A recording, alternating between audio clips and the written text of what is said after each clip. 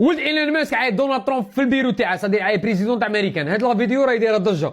بكري كانوا يديروها كبار وخرجوها صغار، دوكا راهم يديروها صغار يخرجوها كبار. سمعوا خوتنا اش قال له في ميسكم. الاولى بوه كان يهضر ايلون ماسك منا الباكيه تهضرك، فاهم؟ هو راهي محضرتها تما الباكيه، قاعد يهضر وكاع دونالد ترامب بغا يهضر. اش قال له؟ قال له بلع فمك.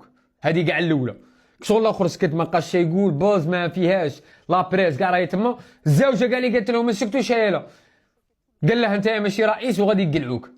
دروك حنا نعرفوا نيشان بوس صغير ما غاديش يهضر لك حاجه كيما هكا كبيره مادام ما سمعهاش من كاش بلاصه ولا قالوها له ولا كان يسمع وكانوا يهضروا في هذه اللقطه.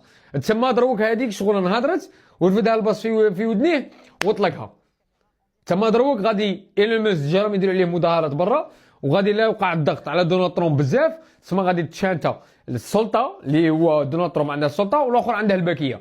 هي غادي تشانتا السلطه مع الباكيه. شكون اللي دارها؟ ولد ايلون ماسك صغير. هذه هي خوتنا. السلام عليكم. صحاب الدراهم والمشاكل تاعهم.